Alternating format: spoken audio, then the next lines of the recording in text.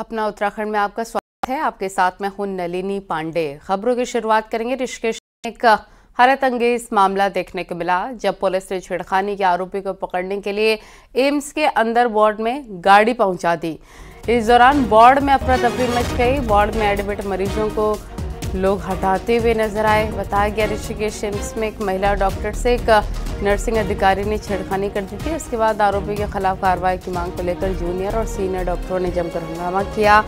उसके बाद छेड़खानी के आरोपी को पकड़ने के लिए पुलिस गाड़ी को लेकर वार्ड के अंदर पहुंच गई। अब ये वीडियो सोशल मीडिया पर वायरल हो रहा है।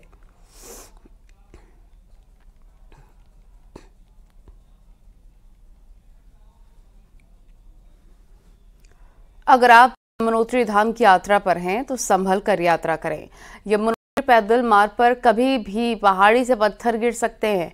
बुधवार शाम को पालकी पर बैठे महाराष्ट्र का एक यात्री पर अचानक से पहाड़ी से पत्थर गिर गया, जिससे वो गंभीर रूप से घायल हो गया। घायल यात्री को एसडीआरएफ के जवानों ने आनंद फानन में अस्पताल पहुंचाया, जहां इलाज के बाद उसे हायर सेंटर रेफर किया गया।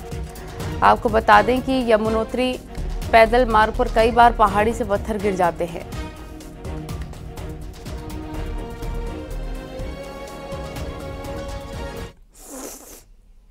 उत्तरकाशी के चिन्याली सौड़ के गलवाड़गाड़ गांव में बुधवार को हुई तेज बारिश के बाद कुछ घरों में मलबा घुस गया, जिससे कि गांव में काफी देर तक दहशत का माहौल रहा और कई घरों में काफी नुकसान भी हुआ।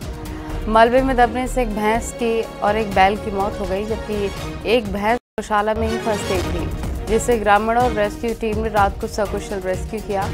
बारिश के कारण गांव में भारी मात्रा में मलबा फैला हुआ है, साथ ही गांव की पानी की लाइन भी क्षतिग्रस्त हुई है।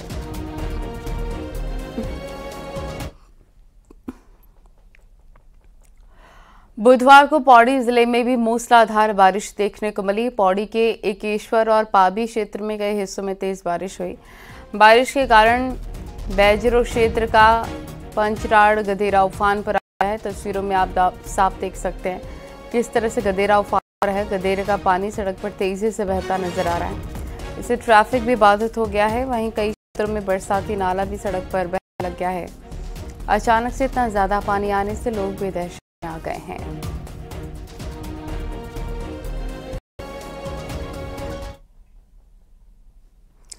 उधर नैनीताल में भी बारिश के बाद भारी तबाही हुई। नैनीताल के पहाड़ी हिस्सों में जोरदार बारिश हुई। कई महीनों बाद हुई मूसलाधार बारिश से कुछ जगहों पर आपदा जैसे हालात बन गए। हाईवे पर पानी आने लग गया तो गाड़ियों का जाम भी लग गया। वीडियो अल्मोड़ा हल्द्वानी जिले का है, हाईवे का है, जहां पर तेज बारिश से जनजीवन अस्त व्यस्त हो गया है और सड़क पर नाले आने से हालात खराब हो गए हैं। तेज नालों के बहाव में यातायात भी हाईवे पर कई घंटों तक बाधित रहा, जिससे यात्रियों को भी दिक्कतों का सामना करना पड़ा। लंबे वक्त बाद पहाड़ों में इस तरह की बारिश हुई है।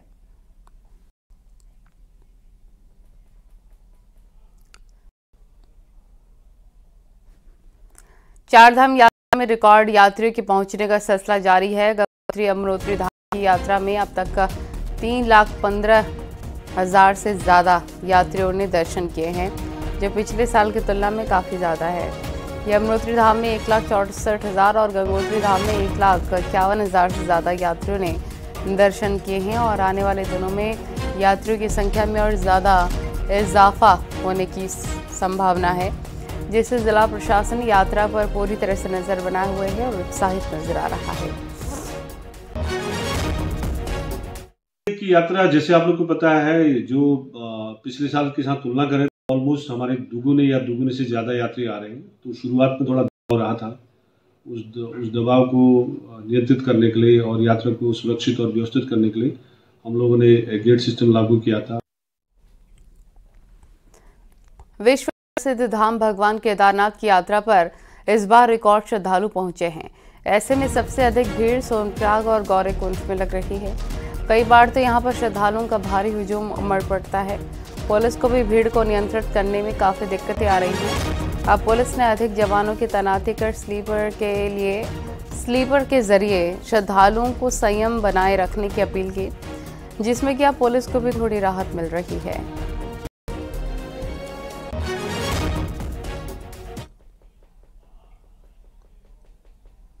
चारधाम यात्रा में में अगले कुछ दिनों में यात्रा चरम पर रहने की संभावना है, जिसको लेकर जिला अधिकारी भी अलर्ट हैं। यात्रा और मानसून सीजन को देखते हुए एसपी उत्तरकाशी ने यमुनोत्री यात्रा रूट पर प्रमुख पड़ाव का दौरा किया। इसमें ब्रह्मखाल, राड़ी टॉप, डामरा, नौगांव, बड़कोट, दोबाटा, खदारी, डाकोट से लेकर जानकी चट्टी तक निरीक्षण किया। इस मौके पर एसपी ने पुलिस अधिकारियों को जरूरी दिशा निर्देश दिए। साथ ही कहा कि बिना रजिस्ट्रेशन वाले यात्री यात्रा न करें और फर्जी रजिस्ट्रेशन पर भी कड़ी कार्रवाई की बात कही है। और यात्रियों से भी फीडबैक लिए। यात्रियों का फीडबैक जो है काफ़ी अच्छा है।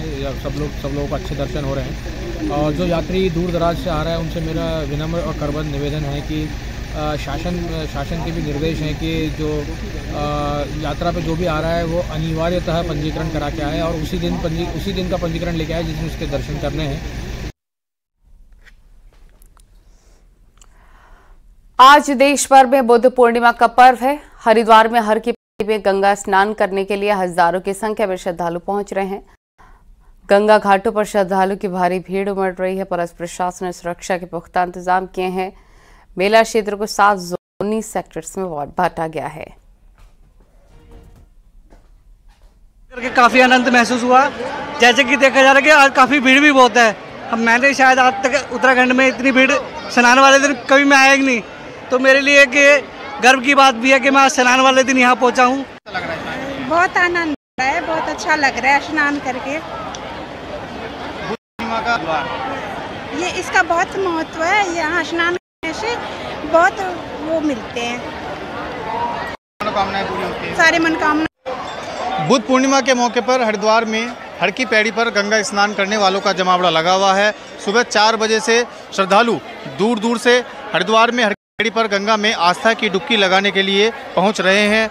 बुद्ध पूर्णिमा के मौके पर गंगा स्नान का विशेष महत्व बताया गया है। इस दिन श्रद्धालु दूर दूर से हरिद्वार पहुँचकर गंगा में आस्था डुबकी लगाते हैं और उसके बाद गंगा पूजन करते हैं, दान पुण्य करते हैं, जिससे उन्हें पुण्य फल की प्राप्ति होती है। बुद्ध पूर्णिमा के स्नान के मौके पर सुबह 4 बजे से हरिद्वार में स्नान करने वाले श्रद्धालुओं का जमावड़ा लगा हुआ है। पुलिस और प्रशासन की ओर से स्नान को लेकर व्यापक इंतजाम किए गए हैं। पूरे मेला क्षेत्र को 7 जोन में बांटा गया है और 19 सेक्टर सुरक्षा व्यवस्था के मद्देनज़र बनाए गए हैं और जो ट्रैफिक जो प्लान है उसको भी लागू किया गया है। जो भारी वाहन हैं उनको शहर में प्रतिबंधित किया गया है और उसके अलावा जो रूट है उसको डाइवर्ट किया गया है। सभी क्षेत्रों से आने वाले जो वाहन हैं उनको निर्धारित पार्किंग में पार्क कराया जा रहा है ताकि किसी भी तरह की अव्यवस्था न फैले। सुबह 4 बजे से स्नान करने का सिलसिला जारी है। अब तक लाखों की संख्या में जो श्रद्धालु हैं वो गंगा में डुबकी लगा चुकी हैं। प्रशासन को ऐसा अनुमान है कि शाम तक 10 लाख से ज़्यादा श्रद्धालु हरिद्वार में हर की पैड़ी पर गंगा में डुबकी लगाने के लिए पहुँचेंगे। न्यूज़ 18 पुलकित शुक्ला, हरिद्वार। आने वाले नगर निगम, नगर पालिका और पंचायतों के चुनाव पर सबकी निगाहें हैं, लेकिन बीजेपी की महिला नेता तो इस चुनाव से अच्छी खासी उम्मीद लगाए बैठी हैं। आखिर क्या है इसकी वजह, इस रिपोर्ट में देखें।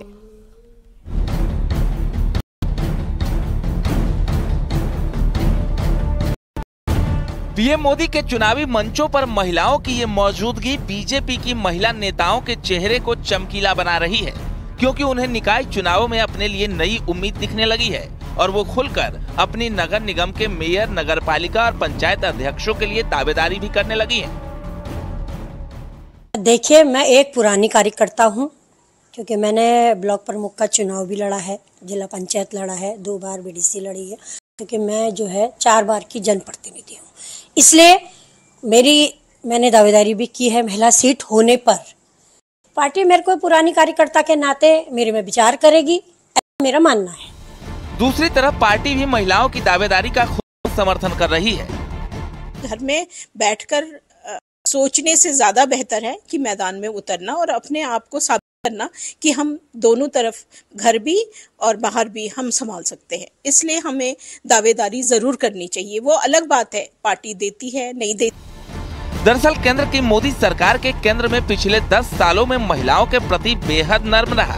सरकार महिला रिजर्वेशन बिल पर बड़ा कदम भी उठा चुकी है। ऐसे में बीजेपी की महिला नेताओं और कार्यकर्ताओं को अपने लिए संभावना के नए द्वार खुलते दिख रहे हैं। हल्द्वानी से न्यूज़ 18 के लिए शैलेंद्र नेगी की रिपोर्ट।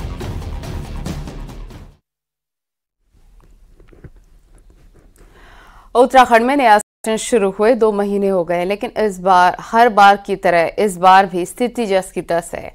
पिछले 2 महीने से बिना किताब के ही पढ़ाई हो रही है।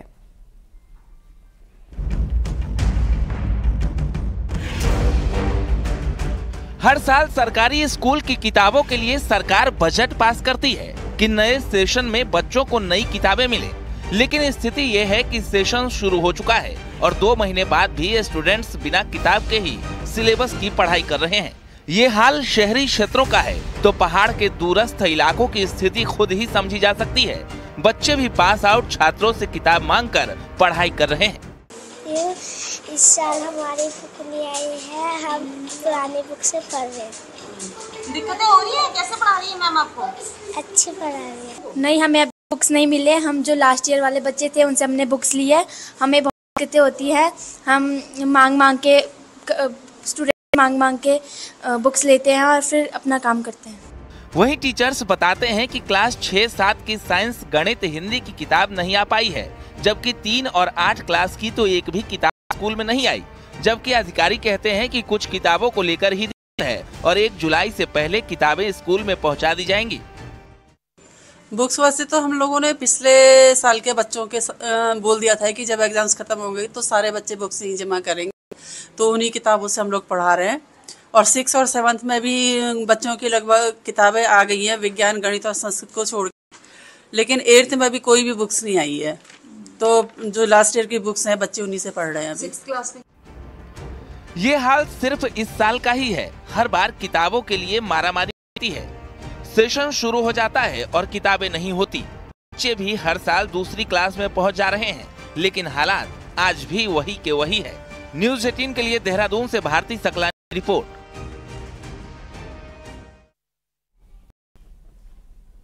80 करोड़ गरीबों को फ्री राशन की व्यवस्था बीजेपी के लिए देश भर में गेम चेंजर साबित हुई है।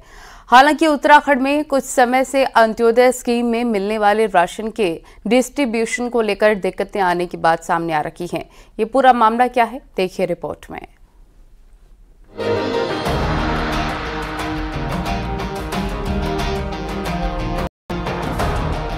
उत्तराखंड में 9,000 के करीब राशन डीलर तकरीबन 23 लाख कार्ड धारकों को राशन देते हैं, जिनमें प्रधानमंत्री जन कल्याण अन्न योजना के तहत कोरोना काल से फ्री राशन बंटना शुरू हुआ। लेकिन जैसे ही कोरोना खत्म हुआ उसके बाद सरकार ने फ्री राशन की व्यवस्था को खत्म करते हुए सिर्फ अंत्योदय परिवारों को ही 2 किलो गेहूं और 3 किलो चावल फ्री में देना जारी रखा। इसके अलावा त्रिवेंद्र सरकार के समय से उत्तराखंड सरकार ने मुख्यमंत्री दाल पोषित योजना के तहत 2 किलो दाल देना भी शुरू किया। मगर आज दाल को लेकर स्थिति ये है कि पिछले 3 महीनों से लोगों को दाल नहीं मिल रही है, जबकि फ्री में नमक देने की घोषणा पर अभी तक अमल ही नहीं हो पाया है। अभी तो चावल मिल रहे, दाल नहीं मिल रही, अभी नमक भी नहीं मिल रहा। मिल जाता तो अच्छा था। अभी तो गेहूँ चावल ही मिल रहे हैं। पहले में दाल भी मिलती थी, बोला था नमक भी मिलेगा, लेकिन अभी तक नमक मिला नहीं। ये अभी ऊपर से नहीं आ रही, आएंगे तो जब भी ऊपर वालों के उसमें चर्चा तो चल रही कि आएगी तो बांटेंगे। पूछते तो है पब्लिक, हमारे से पूछती है। वहीं अधिकारी बताते हैं कि फिलहाल दाल और नमक की सप्लाई नहीं है। गोदाम तक नमक और दाल पूरी तरह से नहीं आ रहा। यहाँ पर हमारे पास जो है राशन भरपूर है, पूरा है, पर्याप्त है, चावल और गेहूं। और इसके अलावा जो दालें थी वो मार्च तक जो है वितरित की जा चुकी हैं। उसके बाद दाल आई नहीं है। नमक का जो है प्रावधान किया गया है, लेकिन अभी नमक आया नहीं है। चुनाव में केंद्र की फ्री राशन योजना का मुद्दा सबसे ज्यादा गरमाया है, लेकिन हकीकत ये है कि इसका फायदा सब लोगों को नहीं बल्कि सिर्फ अंत्योदय परिवारों को ही हुआ। वहीं राज्य सरकार की फ्री राशन योजना के तहत फ्री में मिलने वाली दाल न तो हर महीने मिल पा रही है और न ही नमक का कहीं अता पता है। न्यूज़ 18 के लिए देहरादून से भारती सकलानी उनियाल की रिपोर्ट।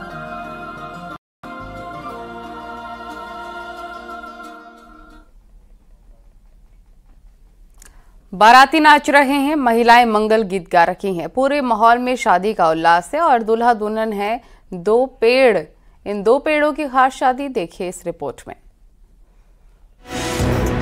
पहाड़ की ज्यादातर जंगल इन दिनों सुलग रहे हैं, लेकिन इन सुलगते जंगलों के बीच पहाड़ के कुछ लोग पर्यावरण संरक्षण के लिए अपनी अनोखी परंपरा पेश कर रहे हैं। बागेश्वर के मयू गांव में पीपल के पेड़ की अनूठी शादी कराई गई। पीपल के पेड़ की शादी बरगद के पेड़ के साथ वैदिक मंत्रोच्चार और परंपराओं के साथ कराई गई। पर्यावरण संरक्षण के लिए ग्रामीणों ने ढोल ताशों के बीच नाचते गाते हुए पीपल बरगद का विवाह कराया। आज पूरी धार्मिक मान्यताओं के साथ यहाँ मयू गांव में गोलजू मंदिर के गेट से बारात का तैयार होकर निकलना और फिर वहीं पर इन दोनों वृक्षों का रोपण करके इनको पुष्पित पल्लवित करना और इनका पूजन पर कि ऐसे आयोजन गांव-गांव में होने चाहिए। ये न केवल पर्यावरण संरक्षण का संदेश देते हैं बल्कि लोगों को सामाजिक रूप से एकजुट होने का भी संदेश देते हैं। ग्रामीणों ने 2 पेड़ों की इस शादी समारोह को पहाड़ी परंपरा से पूरा किया। वृक्षों की इस शादी का उद्देश्य पर्यावरण के प्रति जागरूकता फैलाना है। कैसा आयोजन हो जिसमें सब लोग शामिल हों और मेरे माध्यम से सभी लोग इसमें अपना योगदान कर सकें और इसमें अमूमन हमारे सभी मित्रगण परिवार इसमें शामिल हुए हैं जिनकी वजह से ये पूरी तरह सफल हो रहा है। पहाड़ के लोक जीवन में प्रकृति का विशेष महत्व है। पीपल और बरगद की अनोखी शादी भी प्रकृति के सम्मान की एक परंपरा है। न्यूज़ 18 के लिए बागेश्वर से सुष्मिता थापा की रिपोर्ट।